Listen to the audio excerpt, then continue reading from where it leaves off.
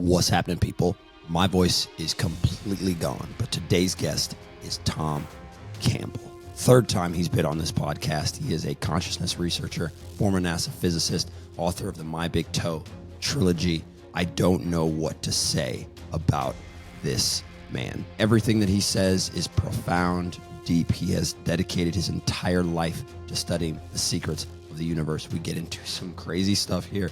It's always stuff that can be applied to your life, as well as some stuff that you can't, like whether or not Earth is flat or round, because this guy goes out of his body and tries to examine and understand what the world is and the nature of reality. So enjoy the podcast. Leave us a like, comment down below, hit that subscribe button. Check out our Rumble, of course, if you want to support the channel. And a big thanks to today's sponsor, Elastic Perception. You can check them out in the description box. Onto the podcast. 𝗪𝗂𝗀𝗀𝗀𝗀. Everyone, I don't need to introduce the great Tom Campbell to you. This is his third time on the podcast, as obviously one of my favorite guests. For those of you wondering, yes, my voice is coming and going. But Tom, thanks once again for being here. How you doing? Well, I'm doing fine, Will, and I'm glad to be here. Okay. Last time we were discussing the fact that intelligence agencies have a strong interest in consciousness, in out of body, perhaps. I mean, a lot of things have leaked, been declassified, etc. And I think my question to you, I don't even know if we were on air still, was what do you know or understand? Because I had one of the most famous things right now is the Monroe Institute document that some Army/CIA operatives had made on their experience there, which was probably around the time that you were there or near it, close to it at least. So I'm just curious what you think or what you know about all that.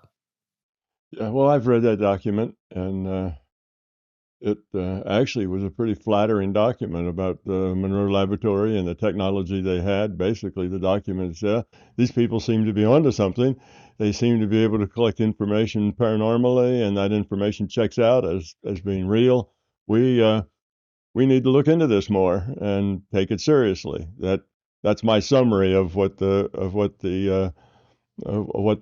about a 6-page document. It goes on and on and on with lots of words. Obviously, the guy who was writing it was trying really hard to sound credible, so that the people he was sending it to weren't going to, demote him and throw him out the door. So he was going to lots and lots of pains to sound as credible as he could. But that's a good summary of what was in it. And of course, why would Intel be interested in consciousness? Well, that's simple. Intel's interested in information. That's what they do. They collect information. And as it turns out, there's a lot of information that you can collect on the intuitive side of your mental processing rather than on the intellectual side. Consciousness processes information two completely separate ways. Okay, one of them is logical, and that's over on your intellectual side. And the other one is, let's just say, beyond logic. It's on the intuitive side. And our culture thinks the intuitive side is kind of really weak and it's wrong as much as it is right, and it doesn't have a very good reputation. But that's because we don't, in our culture, ever develop that side. So we were probably more accurately and clearly intuitive when we were 3 years old than we are now as adults. Now, just imagine if you never went to school, you didn't go to kindergarten, you didn't go to elementary school, you didn't go to junior high, high school, college, anything. You don't know how to read, you don't know how to write, you've never learned a language, you can't even speak any language. You're still grunts and gestures, right? All right, now, what would your intellectual side be like? It wouldn't be very good. The old story, boy raised by wolves, right? And then he comes into a civilization and, he doesn't know a language, can't function. Well, that's about the way we are when it comes to our intuitive side. We've never polished it. We've never worked with it. We've never refined it. We just ignore it. It just sits there. And like I say, we're probably worse off than we were when we were 3 years old as far as functioningness. Well, what if on the intellectual side you were worse off than when you were 3 years old? Well, we'd almost be, wouldn't be able to communicate. We'd be sitting around, grunting and gesturing to each other and missing the information half the time. Well, that's the way we are. As it turns out, if you do spend the time to develop your intuitive side, if you make that effort continuously, just like you do on your intellectual side, you work on it for a lifetime. You're still learning on that intellectual side. You're still figuring things out.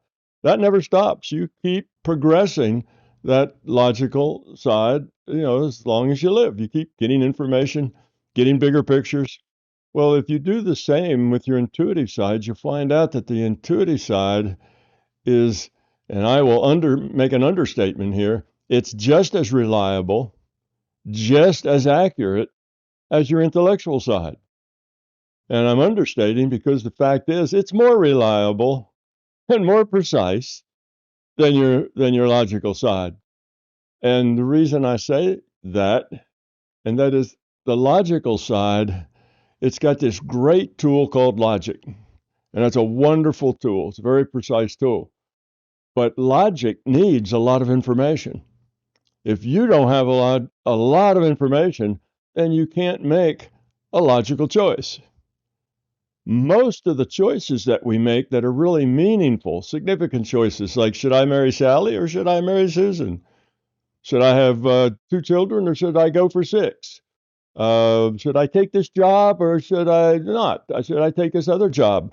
Well, these are life-changing choices. Once you make those kinds of choices, your life's going to change. It's going to be different than it was before. And can you make a logical choice there? No, there is no logical choice because you don't have enough information. Unless you've got this big crystal ball sitting in front of you where you can tell just exactly what the future's going to be like, which is impossible since the future is not a done deal. That's changing all the time. So unless you had a crystal ball with future information, you can't use your logical side. And that's true if you look at most of the choices we make. Well, most of the things that are important aren't about the stuff. It's not about the objective world. Most of the stuff that's important to us is all over on the intuitive side, on the subjective part of our reality, not the objective part. The objective part's basically the stuff, all the matter and things that are out there in the world. That's the objective world. You go measure it. We want to know about that, how long it is, how heavy it is, what's its volume, what's its density. We go measure it. We can deal with that. On the subjective side, well, we don't have any way to measure. We don't have any way to validate. We don't have any of that stuff. So it takes a long time to develop that side. You have to develop it with a lot of trial and error and begin to understand it. And how does it work and why does it work? So on the one side, on the intellectual side, you've got this wonderful tool called logic, but you lack enough information to make really good use of that logic most of the time, particularly when it's important. Things like, what choice should I make? Well, you don't know. You have to guess. Okay, so your logic isn't doing you a lot of good there. Logic can point out, well, there's 5 or 6 things that might happen, but you have to wing it most of the time. Mm. And now on the intuitive side, it's just the opposite. On the intuitive side, you've got all this information.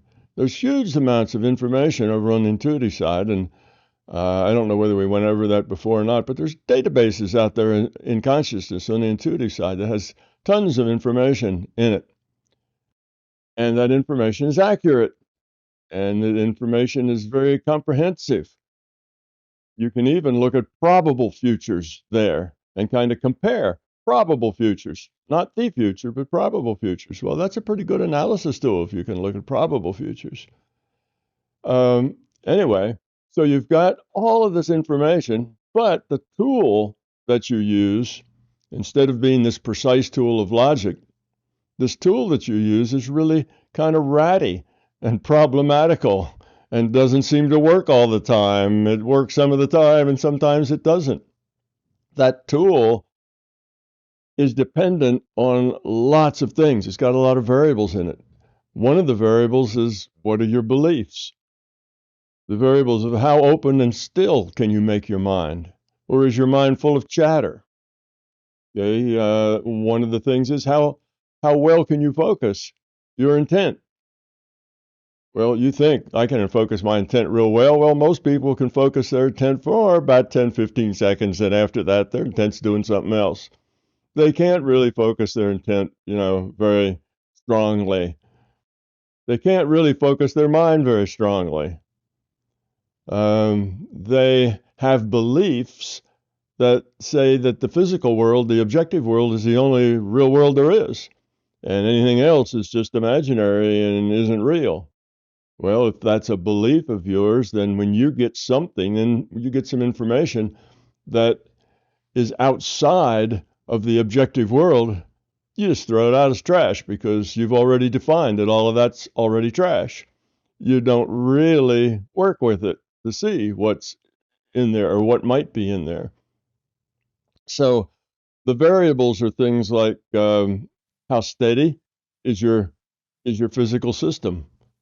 And part of that is your brain. If you eat a lot of sugar, most people do. Most people have sugar all the time because sugar is in everything we eat, pretty much. I mean, even the things it shouldn't be in. You buy hamburger or fried potatoes at the grocery store, and it's got sugar in it. That keeps the glucose levels fluctuating in your mind all the time. Well, that brain and that central nervous system runs on glucose. Glucose is a very important part of your thinking. And if your glucose levels are unstable, basically, they're changing all the time, well, then your thinking is kind of unstable too, as far as your intuition goes. Your mind's all over the place. Your mind is a function of your moods. Your mind is a function of your beliefs and your fears. When you're angry, your mind's all over the place. You're not in a settled state. If you're annoyed, if you're upset, if you're anxious, then your mind isn't settled and it isn't steady. So on the intuitive side, you got all this wonderful data, but you got a real ratty tool unless you make the time and the effort to hone that intuitive side to where you can rely on it, where it's, you get information that you can take it to the bank on. Okay, so that takes time, and we in the West don't do that. Our intuitive side is totally, childish. Today's sponsor is Elastic Perception. If you're watching this podcast, you're probably fascinated with stories of guys like Tom Campbell and Robert Monroe getting out of their bodies, astral projecting, and going to explore the entire universe. And if you've ever wanted to try and do something like this yourself, you're aware of how hard it is to find good content, which is why we have to thank today's sponsor, Elastic Perception. What Florentine and the guys at Elastic Perception have done is break down the entire process of astral projection into a way and format that you can follow from anywhere you are at. You're going to learn different methods. You're going to learn the understanding of these ancient teachings and practices. You're going to learn what this means to you right now, spiritually, how it can affect your life directly. Everything you've ever wanted to learn and do within astral projection, you can find here in this course in its simple, bite-sized format. And then on top of it, something I have never seen is that they can offer coaching with experts in this field for you to progress in your journey. Check out Elastic Perception. Link is right down below. Enjoy the rest of the podcast. Could I ask about, you mentioned obviously developing your intuition, the fact that you need to decrease or eliminate the chatter of your mind, utilize focus, get a more powerful intent, right? And then you mentioned the databases and so that you can access these databases. So I'm wondering, the first thing to understand is, number one, what is the best way to develop that? I know meditation obviously is a very popular one within the society. I've tested your one of your programs, at least with binaural beats. So I'd love for you to explain how you came upon that, because I had quite a few experiences while using that over the course of, I would say it was about 6 weeks, almost 2 months or so. And so I'm just curious. We'll go there, and then we'll touch on the databases, because I'm curious. Once you've got this set up, you got your body right, your nutrition's right, you've got your mind correct. Does your normal everyday consciousness change? I mean, for someone like you who's been doing this for almost, for I don't know how long you've been doing this, but does your everyday consciousness change as well? As where I'm going into the fact that you have a direct connection to, say, this database. Is your intuition spot on? I mean, yes, we're always trying to get better and you're always trying to improve, but would someone in that state have a good, perfect understanding without even having to stop to meditate? Would they just know? Yes, for the most part, that is true. That's the way it is. When you develop that side, you tend to live out of that intuitive side more than you live out of the intellectual side, just because it's more useful. Again, the intellectual side is wonderful, but you almost never have enough data to really do true deductive logic. Now, we do inductive logic some, but that's based mostly on probability. So we try to do assessments inductively with probability, and it's good. I'm not saying that your intellectual part is not useful. It is useful. You need both.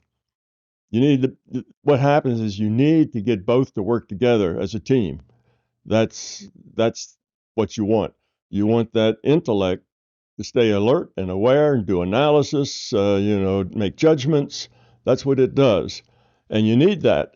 But at the same time, you need that intuitive side to gather information, look at the possibilities, look at the probabilities, and get a sense for what's going on, between the lines. You need to read between the lines, see life that's going on under what you see is not always what you get. There's a whole lot of stuff going on underneath what you see that affects what you get, and you become aware of all of that. So yes, when you do it a long time, the information you need just comes to you as you need it through that intuitive channel. You just know things. And after a while, you don't question that. You don't say, oh, where did that come from? How do I know that? But you do always stay skeptical. You have to stay skeptical of everything. You can't get lazy to the point that your life is just following directions. It's not like that. You have to make all your own choices. It's not like, okay, I got this intuitive channel now. I'll know all the right moves to make at just the right time. So all I have to do is listen and pay attention and do what I'm told or do what comes to me. That's not a good way to live your life, because now you're not really making choices so much as you are just kind of sliding through life with minimum friction. Everything's working well, but you're not really engaged. That's not the optimal life either. You need to stay engaged. You need to stay connected to what's going on. And you need to just pull the data that you want to pull because of the situation that's right there. You need to know this, or you'd like to know that. Then that information comes. So it's not like you look at all the information that's available like you would in a library. You look at all the books in the catalog and then pick the ones you want. When my life, the way it works is I get the intuitive information as I need it. It just comes into my mind as I need to know it. I don't look at things that I don't need to know. I don't eavesdrop. I don't, intrude on other people's thoughts and their feelings and what's going on, unless that's pertinent to what's happening. So if you come to me and you're trying to tell me about, you're trying to meditate and this isn't working and that isn't working and these kinds of things, well, then I will gather information about you. I'll gather information I may go back in time and pick up a meditation when you were trying to meditate and it didn't work right, and kind of follow and see what went wrong then. What was the problem?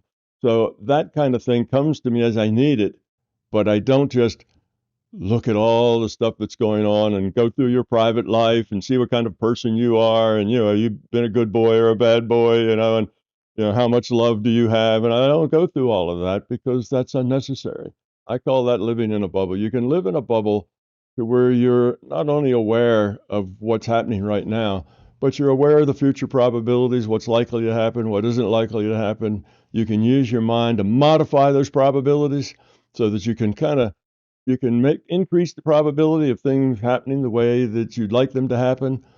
And you can live in that space, and almost everything goes your way. Almost everything happens the way you'd like it to happen.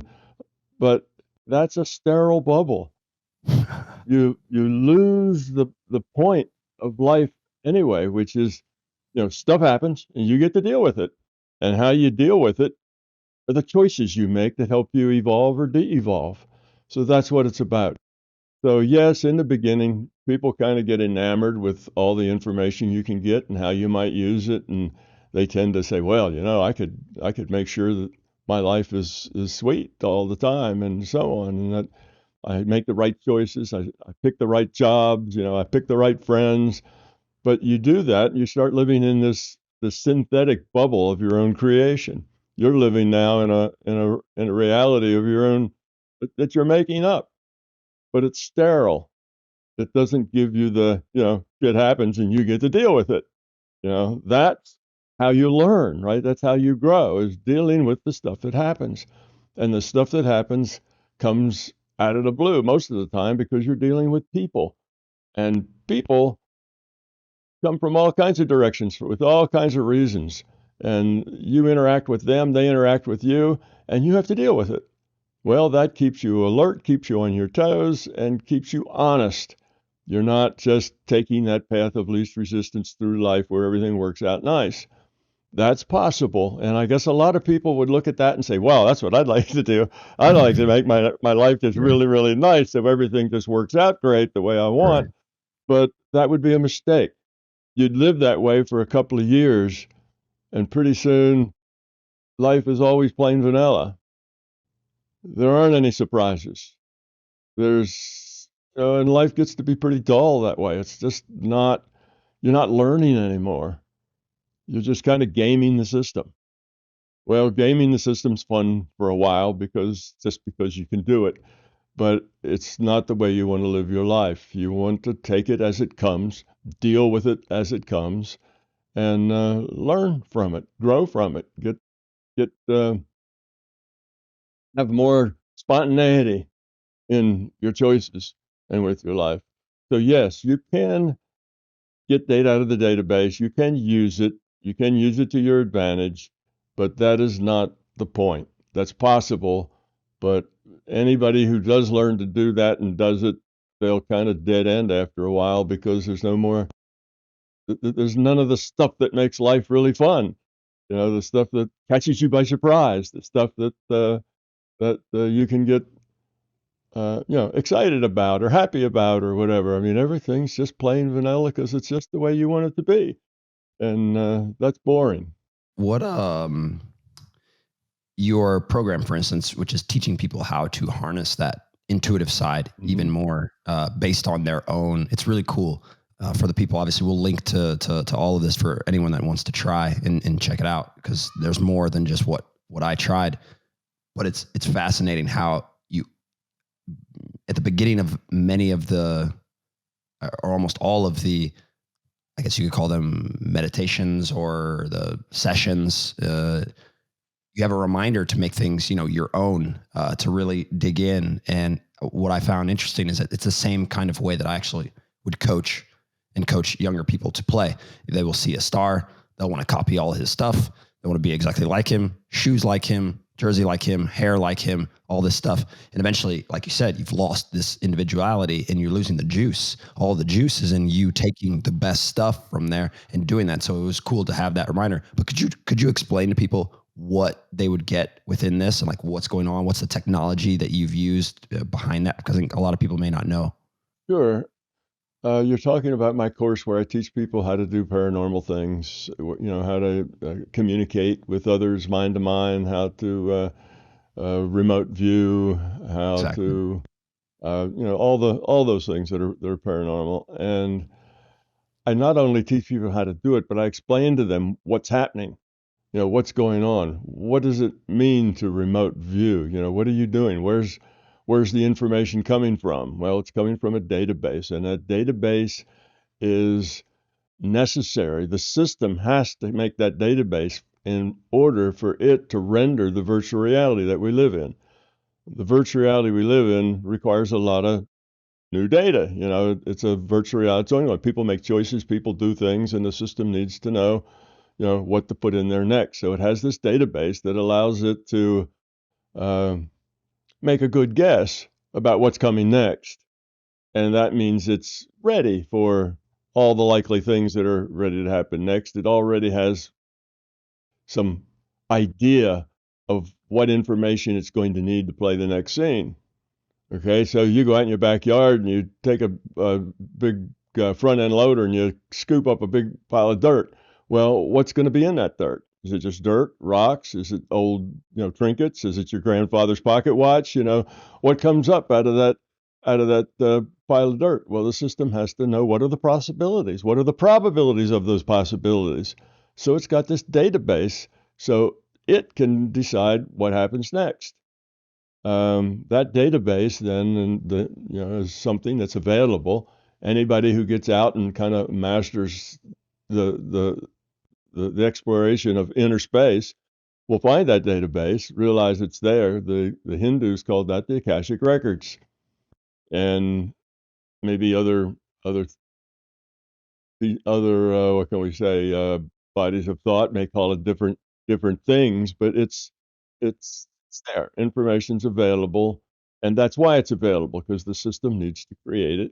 And also, it's because it's part of our learning. We can use that database to do all kinds of interesting things. We can play what if analysis. What if Adolf Hitler and the Axis powers won World War II? What would it be like today? What would it have been like 10 years later, 20 years later, 50 years later, 100 years later? And we can get some idea of trends and what's important and what really matters and what doesn't, because we often tend to get all wound up over the stuff that's in our face, but we fail to see the bigger picture. That's kind of typical, whether we're trying to decide who to marry or whether it's, a world war. We tend to look at all the details that grab us at the moment, but we miss what's going on in the big picture. So it helps you see bigger pictures. And the more you see bigger pictures, the more humility you find, because when you see bigger pictures, you realize you're just a very small thing struggling in this great big picture. You're just a little piece of almost nothing trying to do your best to make good choices. And that gives you some humility rather than seeing yourself as somebody who is really magnificent and wonderful and can do things better than other people. And wow, look at me, because all that's self-destructive. As soon as you get that big ego going, then your ability to make good choices starts to disappear. You can't think straight. You can't open your mind. Your mind is polluted with that ego and your beliefs. So all of it adds together. Now, the binaural beats are something that I've been working on since I was in my 20s. Dennis and I at Bob Monroe's. Dennis read this article about binaural beats in a I don't know, must have been a 1960s something version of Scientific American.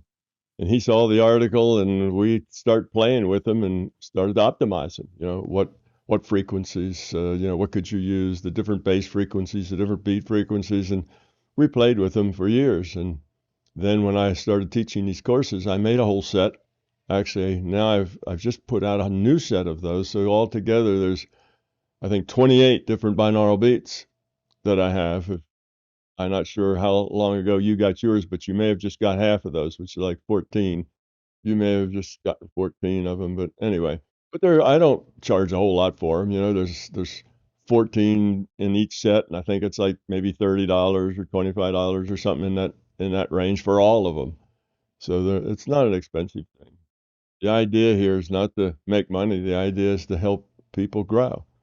So anyway, you can buy these binaural beats, and what they do is that if you aren't a meditator that's been meditating for 10 years and your mind isn't particularly stable, it kind of flies around, these binaural beats will push you toward a stable theta state. Theta state means that your dominant brainwave activity is about 4 hertz. But if you just stick it at 4 hertz and leave it, people tend to drift or fall asleep. So my binaural beats are pretty complex. They start from where you are, and I start in an alpha, and then I reduce that down to 4 hertz slowly, and then it goes from the 4 hertz. Sometimes it drops down to 2 hertz, and back up to 4, and every once in a while it shoots up to 8 hertz, which is a little wake-up call in case you're starting to nod off and losing it. You get a little zip up to 8 hertz, which is just the come on, keep working, and back down again, and that travel up to 8 hertz and back down again all happens in less than 30 seconds. It's real quick, and then it goes back to 4, and then down to 2, and it jumps up to 8, and I've got this whole pattern that's throughout the whole binaural beat thing that keeps you from drifting off, which is what most people do if they just set it on 4 hertz and listen to it. You got about 5 minutes, and then you're gone, and you come back when the tape's over, sort of thing, but you miss most of it. So that was a problem. So I've designed these over the years to be effective, and I started making this set that you got. I started initially making those when I started giving the courses to help people who weren't meditators still take the course and be able to focus their minds reasonably well. It's a good tool for that. But like any learning tool, you need to outgrow it. You can use it as long as you need it, but eventually it's better to take the headphones off and do it on your own. That way you can do these things whenever you want to, any place, anytime, yes, in the middle of, downtown rush hour in a mall where there's, 100 people all Christmas shopping and it's hectic and chaotic, you can still do it just fine. You don't need to have binaural beats. You need to be able to do this very robustly, intuitively in your mind. You'd be able to drop into these states for even a few seconds and pop back out of them. So you need to have that sort of control. So the binaural beats are just there for beginners to help them come along, because otherwise people get frustrated. If you were to work on this and went the whole way through the course and nothing ever happened, well, you'd be right. That was worthless, and you'd throw it off and do something else. So I use these binaural beats so that people actually can have some success. They can experience some things. Well, they won't have a lot of control. They'll experience it some at a time, and some at a time they won't, and it just comes and goes without them really knowing why it's coming or going, and it tends to be a bit chaotic. It jumps around from thing to thing, but that's all right. That's the way their minds are. Their minds are jumping around and so on, but at least they can experience some of this larger consciousness system. So if you took the course, and I suspect that you had some successes in connecting with this larger conscious system, at least to the point that it's there, and that it's independent of you, and it's not in your imagination. This is another part of the reality in which you as consciousness can play and can work. And with time, you can develop an ability to be steady and sure with it, and find accuracy rather than just haphazardness. But you have to start someplace. So the binaural beats are there to help you experience, and the experience is there to help you stay excited and plugged in and stick with the program. Because if, like I say, if nobody has any experiences, after about an hour or two of that, you're ready to quit. So I had to find ways to give people enough of an experience of that larger reality that they get enthusiastic and want to stay with it. Because the longer you stay with it, the easier it gets. But just like the intellectual side, if you're that wolf boy that doesn't know any language and can only do grunts and gestures, if you get frustrated because a whole week's gone by and you're not good at communicating yet, so you quit, well, it's just not going to work. It's something that you're going to have to work at for probably years before you get really good at it. I mean, look at your intellectual side. You've been honing and polishing that for as old, since you were 5 years old. You've been reading books, you've been wondering about things, you've been having conversations, you've been thinking about stuff, and all of that's been going on for a long time. Well, you've got to put that kind of work into the intuitive side as well, and you need some success. So binaural beats are a tool to get you started and encourage you, but they're not something that you should learn to lean on forever. Eventually, you take the headset off, and the first couple of times you take the headset off and don't listen to them, everything seems impossible without them. But if you keep working at it, you'll find that it'll get better and better pretty quickly. Over a few months, you'll be able to do most of what you do with the binaural beats without the binaural beats. You'll just be a little slower at it. It won't come quite so quick. But then eventually it'll come quicker and quicker, and pretty soon it's just part of your life, and you don't even think about it. It just is life. So, let's say you, Will, if you come and you're talking to me about something, and it's, maybe you're talking to me about your mother's ill, and she's having a hard time. She's elderly, and you're worried about her. So you come and you're talking to me about that. Well, while you're talking to me, I've already gone to your mom. I've looked and assessed at her problem. I've seen really what's wrong and some of the issues, and I'm probably giving her some energy here and that, modifying the probabilities to help her out. And at the same time, I'm assessing you. How wound up are you? How much of what you're telling me is your own fear about your mom and so on, and how much of it is really, where your mom is, or maybe it's just where you think your mom is or why your mom's there. So I not only have to assess where you're coming from and your state of mind, and how solid and level and in control are you, and how much are you just full of worry and whatever for your mom. So I go through all of that because it helps me deal with you and deal with her and optimize that whole situation. And all of that just happens automatically as you're talking to me. So that's an example of what it is that I'm talking about. I don't have to meditate, or I don't have to stop and do anything particular. It's just all part of life. So the general rule is the more you grow up, the more you learn to work with your consciousness, the larger your reality gets, the more decision space you have, the more choices and options you have.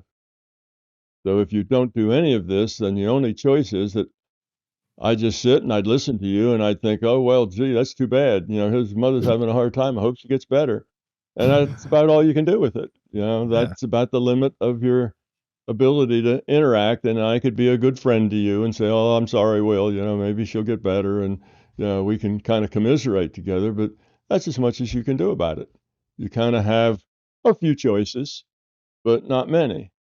So the more you grow up, the more choices you have in life, in every piece of life. For people who are also, number one, I'm sure some of these people have already had potentially experiences, but some people are completely new to this. How do you know, or how have you confirmed to yourself that what you're doing isn't only in your head?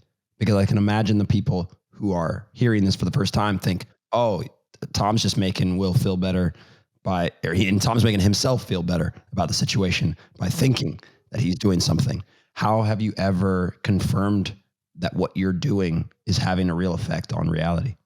Okay, that's a good question. And everybody, I told you, should stay skeptical. And everybody should come in with that question. How do I know I'm actually doing something, interacting with something outside of myself? It's not just me telling myself a story, and making things up and so on. You must come with that question. That's important, because if you don't, you're really not going to get too far. You have to, in the beginning, the things you do should mostly be evidential, things you can check on. Now, remote viewing is very evidential. So we did a lot of remote viewing. You remote view of what's at a particular place, and then you go find out, is that what's there? Or somebody gives you a set of coordinates and you try to see what's there. Or those kinds of things, because now you get immediate feedback. You get immediate feedback, and you don't know what's there. It might be a basketball court, it might be the Sphinx, it might be a children's playground, and it could be a water tower, it could be the town square, it could be anything. I mean, there's billions of places that you could find in the world, particularly now that we have internet that gives us pictures and things of all sorts of things.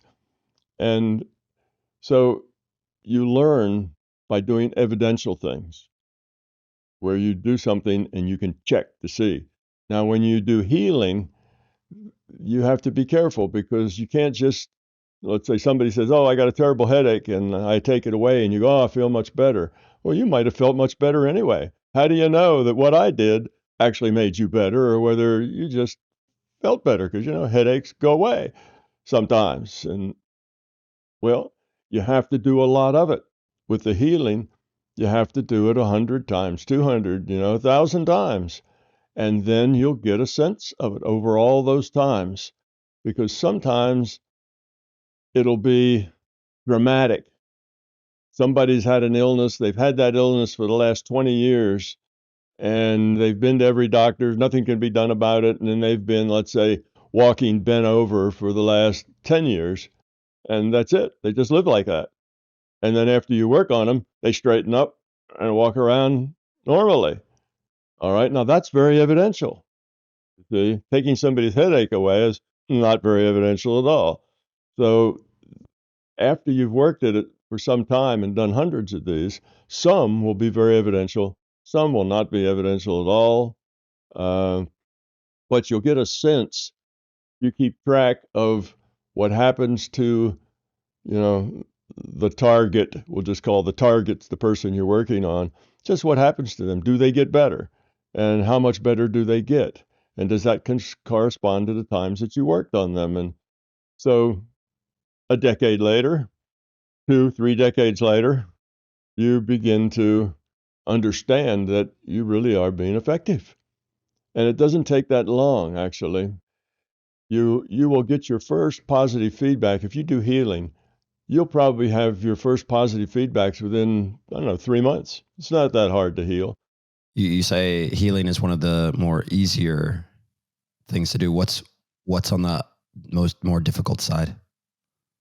The more difficult side, trying to do things in the database, get data out of the database that is about you personally, or that you have a personal interest in, or is about people that are very close to you, like wives and children and that sort of things.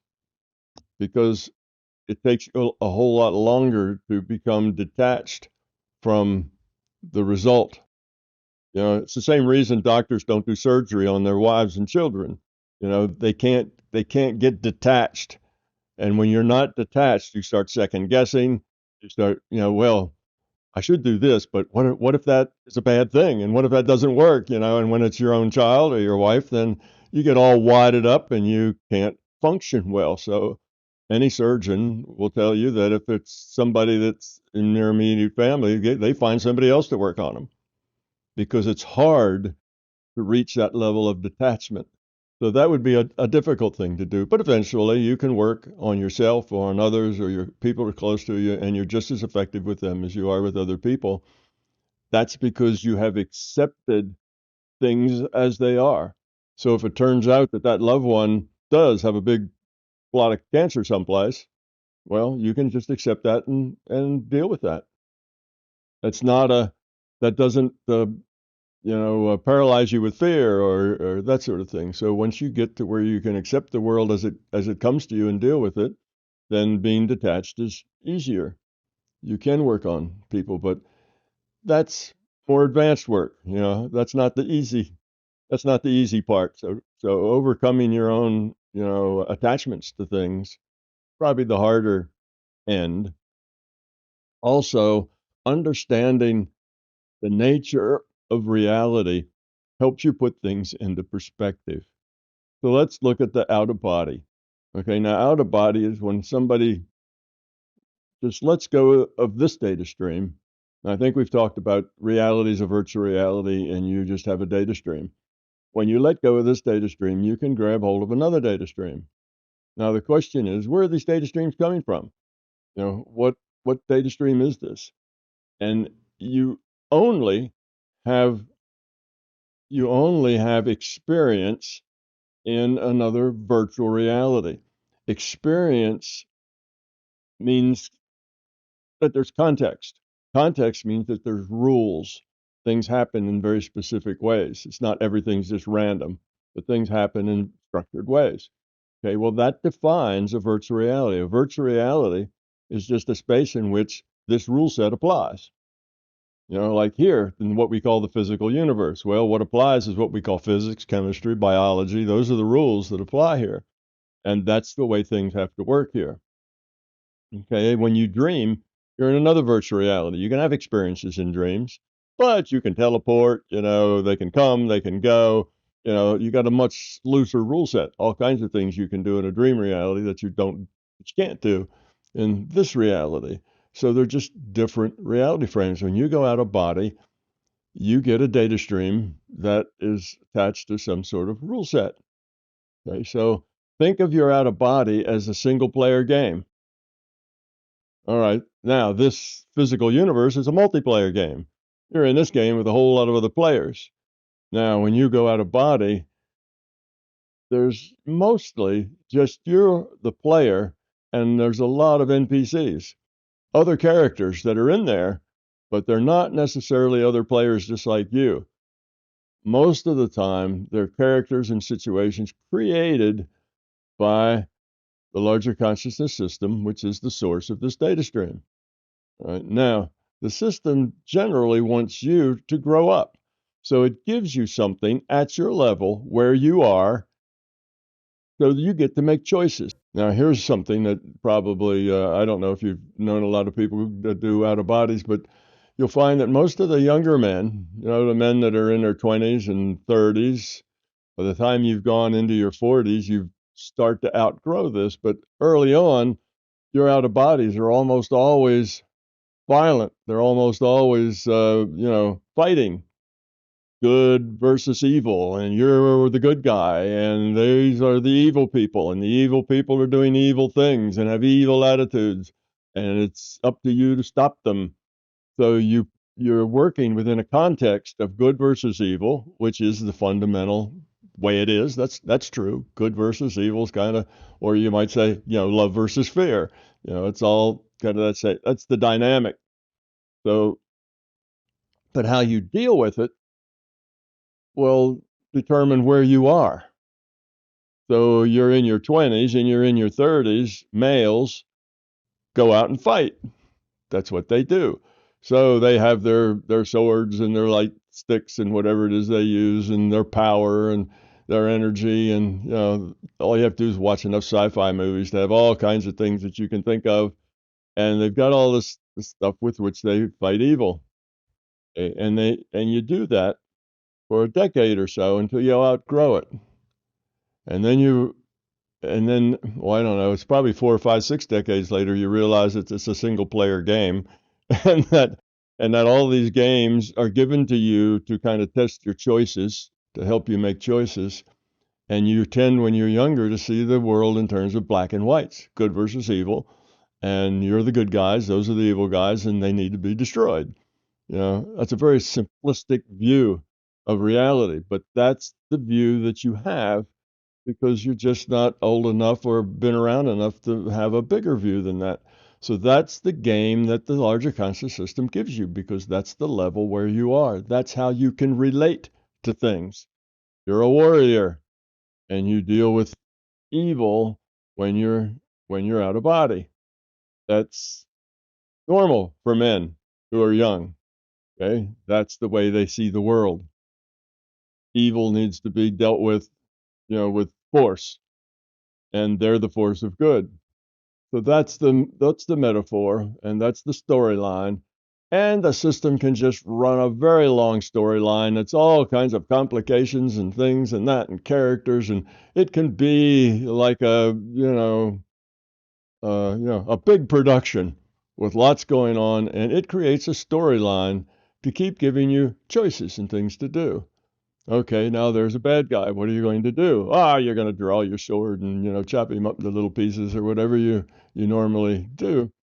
And eventually, instead of that, you kind of outgrow it and you realize that it's more powerful rather than trying to kill the evil people as they spawn. It's more powerful to deal with evil at the mind level, at the consciousness level, rather than at the physical level of chopping up bodies. Because chopping up bodies deals with one entity at a time. Dealing with the whole social system, well, now you're dealing with with something much bigger. But you can't take your sword and go chop up a social system. It doesn't work that way.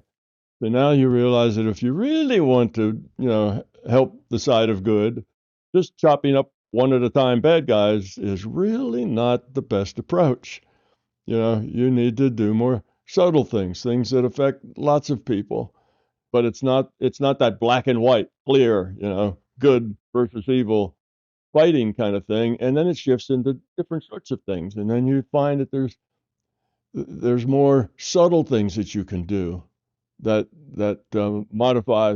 moves the whole system toward more good and less evil, and that in the bigger picture, that's making more difference than the big classy fight of warriors, out in the arena. And again, it's a maturity level sort of thing. So you learn that it's not that you've gone to another land and another dimension in another place. Is that you're still getting a data stream from the larger conscious system, just like you did when you were here in this physical reality, our physical universe. You're just getting a different set of rules, different set of conditions, so that you get to make choices that you're ready to make, that you're ready to do. And over time, things change, and you stop you're being the warrior, and you start looking at things from bigger pictures rather than one-on-one combat or even one-on-many combat, because in the bigger picture, that doesn't really do a lot to change the whole system. You're working piecemeal out at the edges of the system. So you have to approach it differently, and you have to approach it from the inside. You can't be the warrior in the outside beating down the evil. You have to get inside that system and start making changes that affect the whole system, not just you. And then you realize that eventually you realize, oh, this is just something that's giving to me. This is a one-on-one, video game I'm playing here. And instead of doing that, maybe I could just work on the system that I live in, on this reality that we all live in, and see what I can do to help move the whole toward more love and less fear. And now you realize that that's more important than out doing, chop stuff, onesie twosies out in the peripherals of a 101 game. Get in the game where there's a multiplayer game. There's lots of people involved. Now you have to be more subtle. You have to apply pressures in ways that give you leverage as opposed to just brute force. Anyway, that's just part of the out of body game. So you see how it changes. So out of body is not just a thing, and there's a bunch of places that you can go and characters you interact with. They're all mostly single player games. Now, yes, you can have maybe a few players in there, but it's not like a many on many. It's not like a general place like our universe is. It's still a limited set of experiences that are put at your level and their level at where you function, and then you work, and slowly you kind of grow up and you see things differently. So, out of body. So that's just one. And once people realize that, then all their out of body experiences start to fall in and make sense. And they realize what's been going on, but that maybe take 20, 30 years before you get to that point that it all tends to, to make sense and you see bigger pictures. It's so important, that part where you stick with it. You're 100% right. I mean, I can speak from my experience, and I obviously was having out of body experiences at a young age, not super young, like many stories you might read, but like in my teens, I of course wasn't going anywhere far. I had no idea, obviously, what was going on. I had no idea. I had no way of explaining it. I didn't tell anybody. I eventually told my dad, but I had no way of understanding what was going on. And throughout my 20s, I would say my experiences weren't violent, but they were definitely adventure warrior like. Although I did react to some, let's say, entities or things that I saw in a manner of not one of hate, but more of fear, right? Ooh, this thing is here. I'm in this place. I don't know this place. There's a person or there's a something, here, act in fear. That might shock me out of the interaction and so on.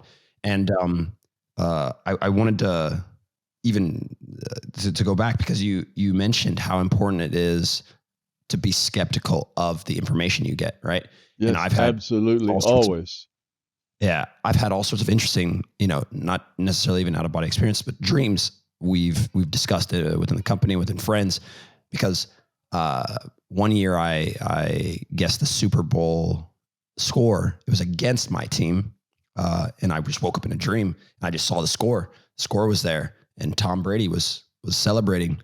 The quarterback was celebrating. The score was right there, and I ended up being, when I woke up, I somehow somewhere knew that what I was seeing was correct, that we would lose, and the score. And I put it in a small comment section, which I'm sure it's still there, because I just wanted it documented. I wanted to document before the game happened, that way after. Now, the score was something very odd. It was odd. And I was only off by, I think, 2 or 3 points on both sides. I think I got one right or something like this. It was completely, if I had put money on it, my friend always reminds me how much I would have made, because my team was favored to win. The other team won, and I got the score basically right. And anyway, where I'm going with that, that's one time. And I've had other, experiences that have eventually, precognitive things. These happen to people. I don't think most people are very surprised. They know that it can happen, and they might just brush it off. But most people are aware that it can happen, and and they may not go deeper. So I'm curious. We had, before this, we had been working all this time to try and get potentially even you and Darius in here to try and discuss the nature of reality. And Darius has a belief on, which I haven't even really discussed and talked about. And this is something that I personally haven't had any dark or deep interest in, whether Earth is flat or round and what the construct is of this universe that we're in. And so even though we didn't get a chance to get you guys both on, I would love to know, if you could construct for me your understanding of what the construct of reality is that we are in. Is the Earth flat? Is it round? Are we getting information that's incorrect or from other dimensions? How to come about this information? Okay. Well, let me start off by saying that, flat, round, square, whatever is irrelevant. Doesn't matter. It's not even an important question. That's not what it's all about. What it's all about is you getting rid of your fear. That's what it's all about, is you growing up, you becoming a person of love, a person that's interested in how can I help? What can I do? Not, what's in it for me? That's the growth path. So that is the important thing. Now, whatever way you want to construe things within that understanding, that growth path, it doesn't really matter. If you can make choices in a flat world and grow up, well, fine. If you can make choices in a round world and grow up, well, that's fine too.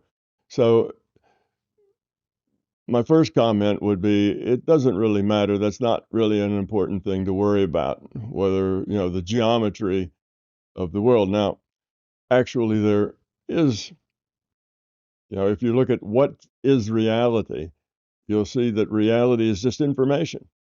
Now, information isn't flat, information isn't round. information is just information.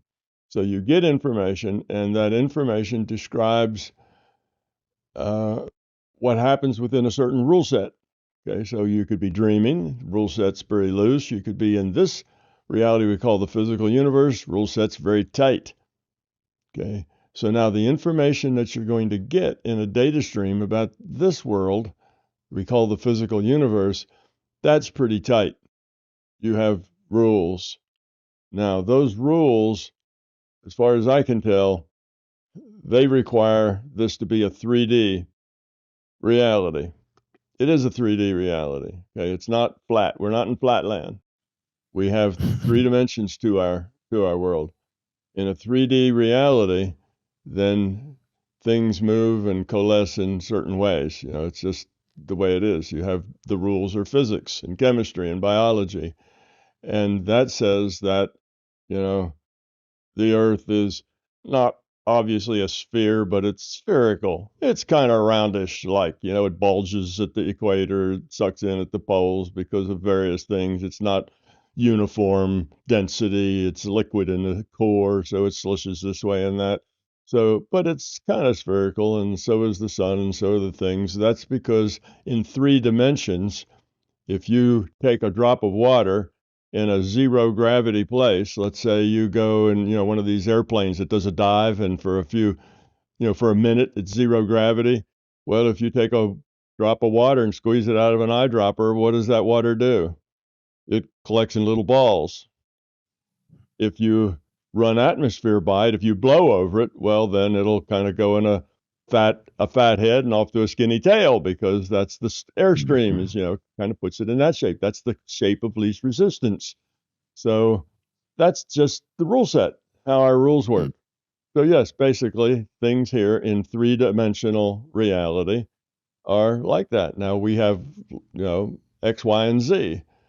We don't. If you were in Flatland, you could read the book Flatland, and Abbott describes what it's like in Flatland. Well, you don't see that 3rd dimension. You can only see in 2 dimensions. So we live in 3D reality. In 3D reality, with the rule set we have, I would say that things tend to be spherical. They tend to be roundish. That's just the nature of our rule set. And gravity and the way gravity works. So now you can imagine all sorts of other ways that it might be, where there's some kind of synthetic gravity that does things differently. But as far as I know, all the facts that we've collected, there's no great conspiracy to make this world round when it's really flat. It really is pretty much just the way you always thought it was. Things are roundish. And in space, you have gravitational pull between all the masses, just like Newton said. And it's a pretty simple place where you get round, because round is the thing with gravity, all pulling things in from all directions, tends to make the water, has more cohesion. That means the water sticks to water than it has adhesion, which means it sticks to other things. So when you have equal forces pulling in all directions to the center, you end up with a sphere. There isn't anything pulling it. You blow on it or put it in an airstream, and then the forces change. Now you've got other forces added to it. So it, like a comet, and comets go around. They have tails. Well, that's because there's a solar wind, just like a drop of water in a wind tunnel. So there's forces involved on it. So it has tails. So yes, we live in the world that the science tells us, and no, I don't think there's any conspiracy for it to be any way. But the bottom line is, it doesn't matter whether it's round or flat or anything else. It just doesn't matter. That's not what's important. What's important is that you have choices to make. Things happen. You have choices, and you have to make those choices. And by the quality of your choice, you either evolve or de-evolve the quality of your consciousness. That's important. Whether that's done in a rule set that looks flat from this perspective or that perspective, or looks round from this perspective or that's just a matter of the rule set. And it's not really anything of fundamental significance. But yes, I'd say that the world is as described by, by kind of classical physics. Newtonian physics kind of has the right description of the world and how it works, and it all kind of comes out that way. So it's no, I'm not a flat earther, but I don't really care a whole lot about it one way or the other because it's kind of off the point of what's important anyhow. But I would disagree with the flat earthers. I think our rule set basically, we know the basic forces. Gravity is one of the basic forces, and you have momentum, and you have acceleration, and you have fluid flows, and like I say, there's a difference between how much the thing sticks together and how much it sticks to other things, and that's called viscosity, and you have just these basic things, and they describe pretty much how the world is. And the world tends to work that way. The Earth goes around the sun, and the sun goes around in its big pinwheel called the Milky Way, and the Milky Way galaxy goes around some other kind of system, and you've got patterns of patterns of patterns of these stars and galaxies and super galaxies, and in general, that's what you get if you have a world of Newtonian forces and gravity. That's kind of what the math says you get. Now, there's a cabal of people who are trying to make us all believe that those are the rules when they're not, and there's some other rules. So what? Who cares? I don't even find that all that interesting because it doesn't really make a lot of difference. If you understand your world well enough that you can walk outside, drive a car, go up in an elevator, get around and do things in this world and make your choices, then that's what's important. And the thing I dislike about conspiracy theories is that they tend to be fear-based. Conspiracies are always about the bad guys who are keeping the secrets away from us. It's a fear-based thing. And these bad guys are trying to control us, and these bad guys are trying to manipulate us, and they're doing that for their own nefarious reasons, and all the stories of that sort. And I should say, true or not true, they're all fear-based. Now, I'm not saying there isn't any such thing as a conspiracy. Sure, there can be conspiracies. It's the way the world works. People work together for their own advantage. You can say the banks have a conspiracy. They all charge us fees for stuff that their computers do. And no man ever lifts a finger. It takes like one nanosecond to process that money and turn it from pounds into dollars into pesos, but yet you get charged 10% of the transaction or something when some computer spent nanoseconds doing that, untouched by human hands. All right, somebody had to build and buy the computer, but it's been processing hundreds of billions of transactions, enough that that's long been paid for 100,000 times. But okay, so the banks are in a conspiracy to charge us money for doing nothing. All right, so what? It's life. It's what we live with, and if we want to change that, well, we need to go start seeing what we can do to modify banking laws and other sorts of things. So yes, there are conspiracies where people get together to make money and abuse us and sell us products we don't need and convince us we need these pills or those pills. But the conspiracies are mostly loose, and they're usually not all that tight, and the management isn't so bad. But that's just part of the environment we live in, that people like to take advantage of each other. The quality of consciousness is low, and if groups of people can band together to take advantage of other people and transfer resources from other people to themselves, well, it'll happen. That's the nature of us. We have low quality of consciousness, and we prey on each other. All right, I'll grant that as a basic fact of our existence. But so, I don't have to get wrapped up in the fear of it all. Oh no, the banks are out to get me. Oh, the evil banks. What should we do? And how do we fight the evil banks? You deal with them. If you want to, write letters, carry a placard says, down with the evil banks. Change the finance laws, change the get rid of the feds. Well, sure, have at it. go out there and do your best to change the world. But don't get wrapped up in the fear, because if you get wrapped up in the fear, you become a contributor to the problem. Fear is the problem. And if you get wrapped up in that fear, whatever the conspiracy is, or whatever it is you imagine is going on, if it has a fearful component to you, the bad guys are getting us good guys and we have to fight back. See, that's back in the same role as you're the forces of good, and over there are the forces of evil, and you whip out your lightsaber and you go chop them up into little pieces. It's that mentality, right? The fighting to solve the problem. And that's fear-based, and it is the problem. Okay, work to solve a problem. Go become a banker, join that institution, change it, work with it, do what you can. Recognize that it's there, okay. Deal with it the best way you can. All right, maybe you find a bank that's nice. Okay, then shift all your money to the nice bank. Deal with it. Vote with your feet, but don't let it make you respond in fear.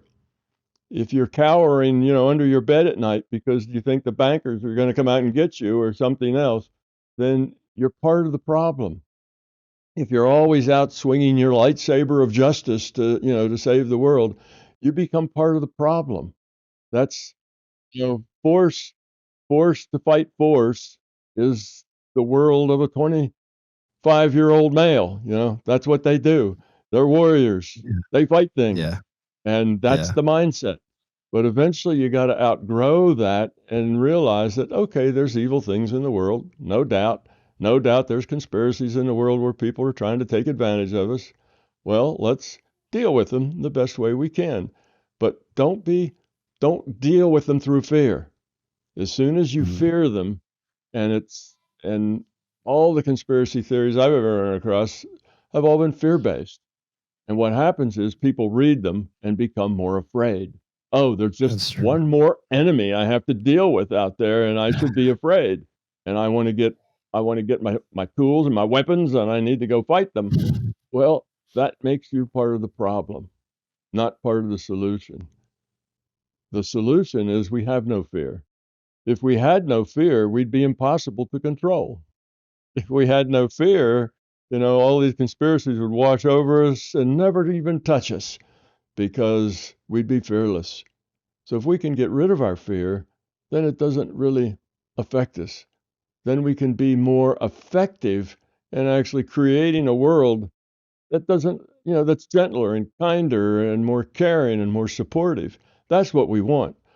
So instead of being afraid of bad guys and the scary people who are trying to control us and getting upset and angry, because anger isn't a good approach. If you get angry and want to fight, part of the problem for the most part.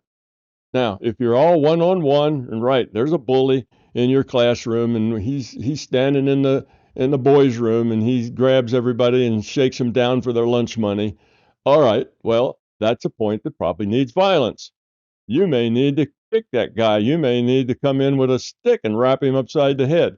There are one-on-one cases like that where violence is the right answer. I'm not an anti-violence guy. But when you're dealing with big social systems, whacking people with sticks and getting angry is not part of the solution. You see, it's just different. When you're dealing in bigger picture things, then the anger becomes dysfunctional. It just creates more fear. When you create more fearful people, you've just lowered the quality of consciousness that we have. You see, so that's the problem. When you're dealing with big institutionalized things, when you're talking about big social things, things that involve thousands of people, just carrying a big stick and whacking people makes everything worse. It just hardens all the attitudes of the people who are on the opposite side of whatever side you're on, because you're trying to whack them with sticks. So they get harder, more resolute in whatever it is they're doing. They think of better ways to get back at you, and you think of better ways to get back at them. And it just goes on. That's the dance we've been doing for the last 200,000 years. We live under this warlord mentality, right? It's whoever has the power dominates, the other people. And we've been doing that now for 200,000 years, and we got to outgrow it. That's the point. So you don't outgrow it by killing that nasty dictator, because you'll just get another nasty dictator that'll be there. And okay, you get a nice guy. That nice guy, if he's lucky, he'll live for a few years, but somebody will eventually, knock him off, or he'll get old and die, and get another nasty dictator. Well, okay, in the big picture, what have you done? Well, you've made it a little nicer for a short period of time because you got rid of that nasty guy, put in a nice guy. But until we grow up as a species, until we find gentleness and kindness and caring in the human population, then those things are going to just keep happening, because they represent the quality of consciousness of human beings. Quality of consciousness of human beings, they're full of fear. And when you're full of fear, what do? Well, you look out for number one. You get self-centered. It's all about me and mine and my family and what I want. And that's what you do when you're fearful. You circle the wagons, you get out your guns and get out your swords of truth, and you fight. But that's not the solution. The solution is that we raise the quality of consciousness in human beings. And if we do that, all those nasty dictators will just disappear. They will go away because they have no power if we're not afraid of them. If they can't dominate us, they have no power. So that's the thing. We give them power through our fear. They control us with their fear. That's why they're so mean. They may not be that mean, except they have to act mean so that they can control us by fear. So, I mean, any old dictator knows that. You got to make everybody afraid of you. That's where your power comes from, is through fear.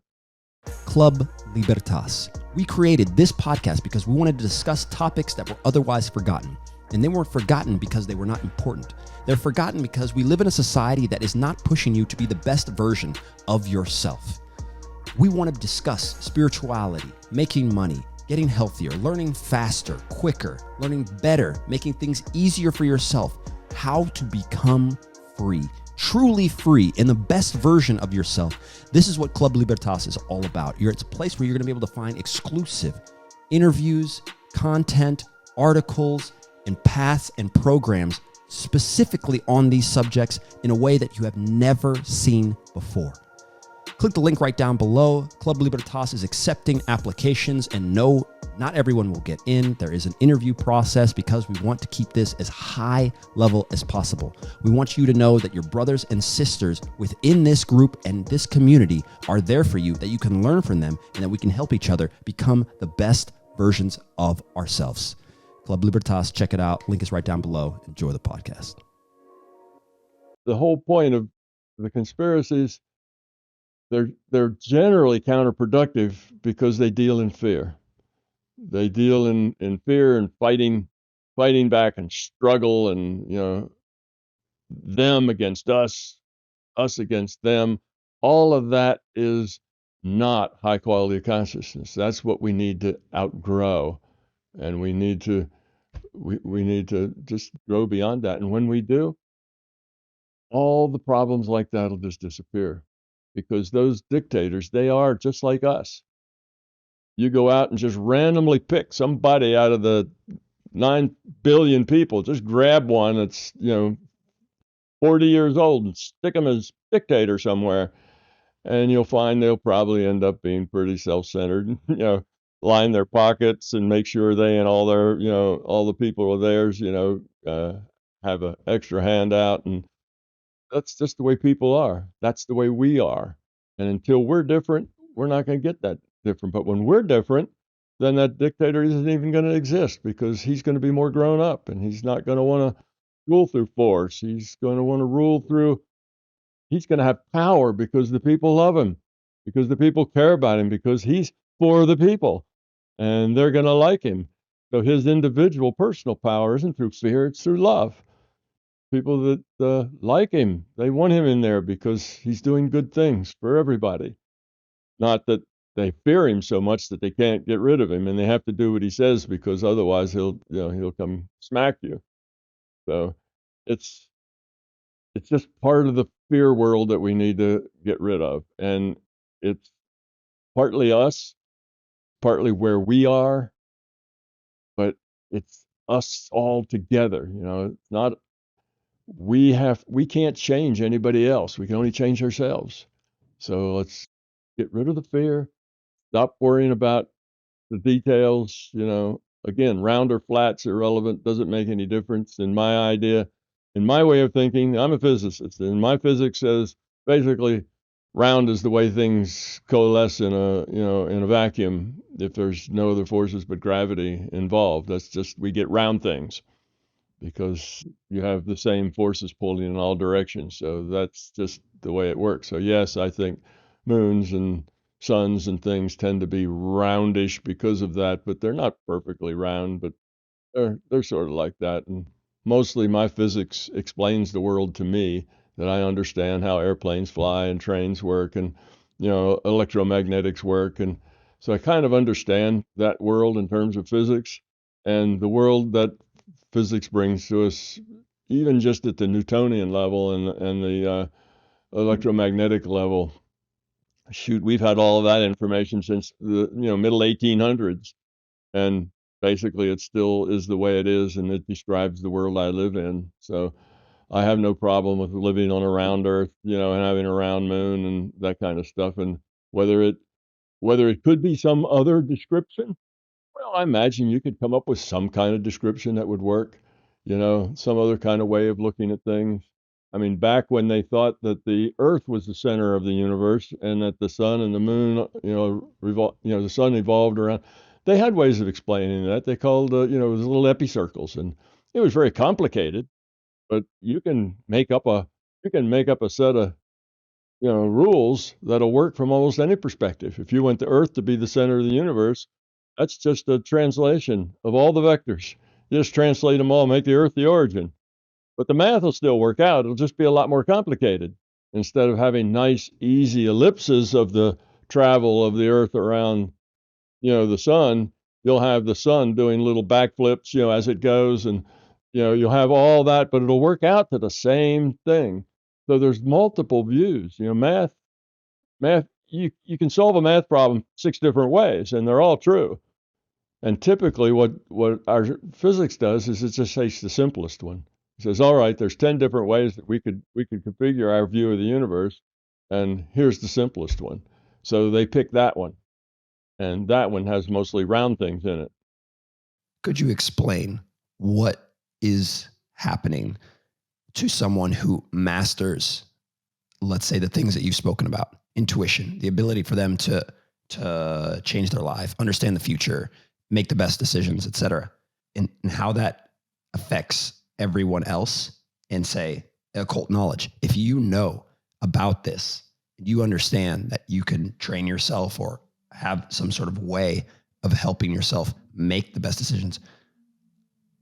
What does that do to people who don't know? Are they just simply tossed in the wind by people of higher consciousness or higher consciousness ability or higher focus ability? Or what are we doing? How does that sort of play out? Because I can imagine evil, in quotation mark, someone who has evil, a dictator or someone, whoever, with that sort of ability, using it for selfish means. And then what does that mean for the common person, and people who don't have that ability? Are they just completely in control in a certain way? And do they know that? I find it fascinating to think some of the people from history may have tapped into that and understood it and use it consciously rather than unconsciously. And is that happening now? All that stuff is fascinating.